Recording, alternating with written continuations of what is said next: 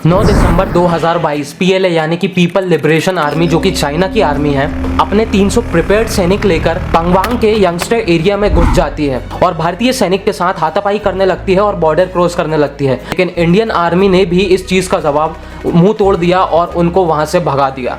But ये पहली बार नहीं है, एलएसी पर भी 16 जून 2020 में भी हमला कर चुके हैं, वो भी सडनली। हमारे इंडियन सोल्जर एक्टिव और रेडी नहीं थे and on the spot 3 soldiers की, हमारे इंडियन सोल्जर्स की डेथ हो जाती है और 17 जो कि घायल हुए थे उस कॉन्फ्लिक्ट में, अगले दिन उनकी भी डेथ हो जाती है और इस वजह से भारत अपने 20 सैनिक खो देता है। 1975 के बाद दोनों देशों के बीच ही ये बहुत बड़ी फाइट हुई थी, जहां पर लड़ाई गोलियों या बम से नहीं बल्कि लाठियों से लड़ी गई थी। बट फिर भी चाइना अपनी हरकतों से बाज नहीं आ रहा है। 2021 में फिर से चीनी सैनिकों ने हमला किया भूटान और नेपाल के बीच के एरिया में और इस कॉन्फ्लिक्ट में दोनों ही देश के सैनिक घायल हो गए। बट अगेन चाइना नहीं माना और फिर से सितंबर 2021 में इसने हवाई फायरिंग करी।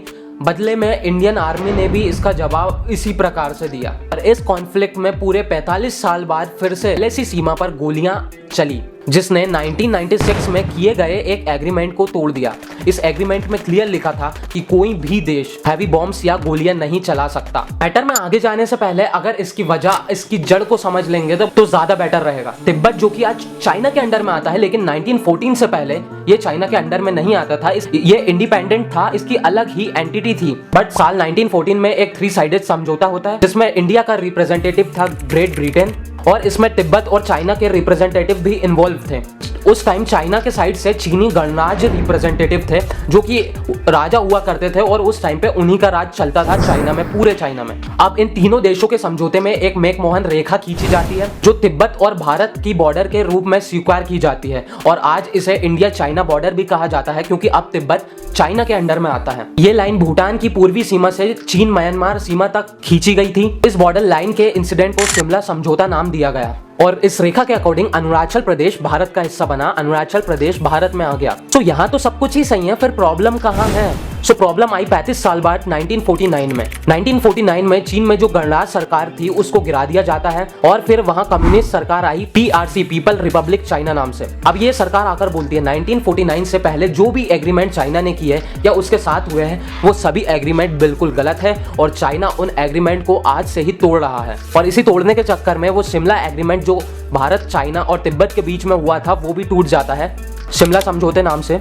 और वो सरकार अब कहने लगी कि अरुणाचल प्रदेश जो है वो चाइना का हिस्सा है तो भारत को उसे वापस लौटाना पड़ेगा। लेकिन भारत इस चीनी सरकार की बात को अपोज कर देता है और तभी से उसी टाइम से भारत और चाइना के बीच कॉन्फ्लिक्ट्स चालू हो जाती है। मतलब अब आप समझ ही गए होंगे कि किस लेवल तक गिर गई है चाइना की सरकार अरुणाचल प्रदेश को पाने के लिए, कि अपने पुराने एग्रीमेंट्स ही भूल जाती है या फिर अपने पुराने लोगों को, अपने एंशिएंट पीपल्स को ही गलत ठहरा देती है। और तो और यही नहीं भैया, ये चाइना वाले अपने मैप में अरुणाचल प्रदेश को अपनी ही टेरिटरी का पार्ट बताते हैं और चाइना के मैप में अरुणाचल प्रदेश का नाम जंगन कहा जाता है। और तो और चाइना 2017 में और हाल ही में 2021 में इस मैप को अपडेट कर चुका है और अरुणाचल प्रदेश में सिचुएटेड कुछ सिटीज के नाम भी इसने बदल दिए हैं अपने मैप में से। अब चाइना ऐसा कर क्यों रहा है, ये मैप का लफड़ा चला क्यों रहा है? इसका सबसे पहला रीजन तो यह है कि चाइना अरुणाचल प्रदेश पर अपना दावा बना सके। सेकंड और मोस्ट इंपॉर्टेंट रीजन ये है कि इन फ्यूचर अगर इंडिया और चाइना के बीच अरुणाचल प्रदेश को लेकर कोई कॉन्फ्लिक्ट होती है, कोई बड़ी कॉन्फ्लिक्ट होती है, तो चाइना प्रूफ के तौर पर उन मैप को शो कर सके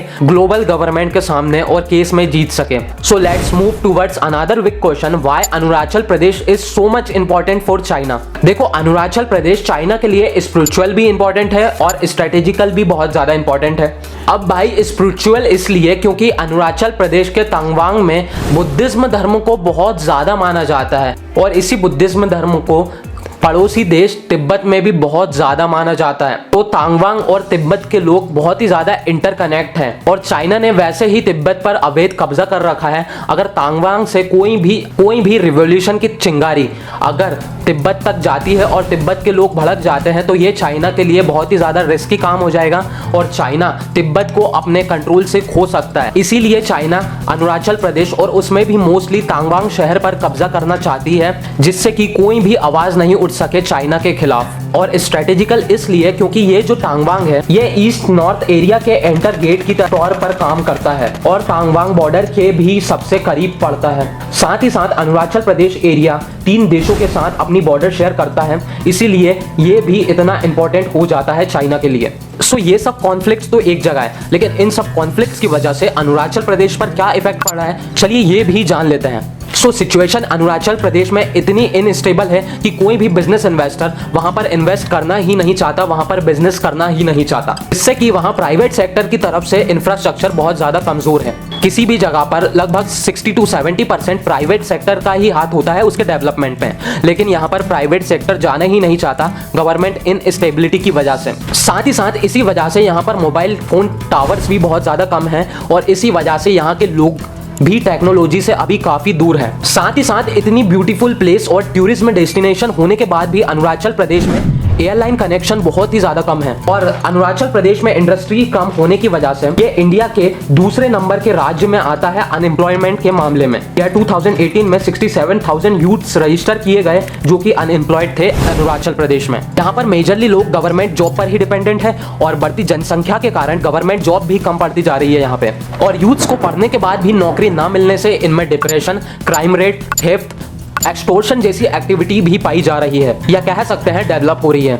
साथ ही साथ यूथ्स इतने ज्यादा डिप्रेस्ड हो रहे हैं कि ये ड्रग्स तक कंज्यूम करने लगे हैं। और अगर हायर एजुकेशन को देखें पूरे अरुणाचल प्रदेश में यूथ्स के लिए, तो पूरे इतने बड़े अरुणाचल प्रदेश में सिर्फ एक ही यूनिवर्सिटी है, राजीव गांधी यूनिवर्सिटी। बट बुरे टाइम के बाद यार अच्छा टाइम तो आता ही है। So the good thing is अब धीरे धीरे गवर्नमेंट अरुणाचल प्रदेश की डेवलपमेंट प्लानिंग बढ़ाने लगी है। लास्ट कुछ ईयर में 3,466 करोड़ रुपीस गवर्नमेंट ने खर्च किए डिजिटल कनेक्टिविटी में और साथ ही साथ गवर्नमेंट ने अरुणाचल प्रदेश के डेवलपमेंट के लिए कई नई स्कीम्स लॉन्च की है और ट्रेन कनेक्टिविटी, एयर कनेक्टिविटी के इशू को भी सुधारा जा रहा है। और अरुणाचल प्रदेश में सबसे बड़ा 2000 किलोमीटर हाईवे कंस्ट्रक्शन का काम बहुत तेजी से चल रहा है। यह हाईवे इंडियन ट्रूप्स के मूवमेंट को ईजी बनाने में हेल्प करेगा और अगर कोई इमरजेंसी सिचुएशन आ जाती है तो ये ट्रूप्स आसानी से एक कोने से तो दूसरे कोने तक आराम से ट्रेवल कर पाएंगे और देश की रक्षा कर पाएंगे। बात करें टूरिस्ट की सेफ्टी के लिए तो अरुणाचल सुरक्षा टूरिस्ट पुलिस ऐप लॉन्च किया गया है। यही नहीं और भी कई लाखों इनिशिएटिव और स्कीम लॉन्च की है वहां पर सरकार ने।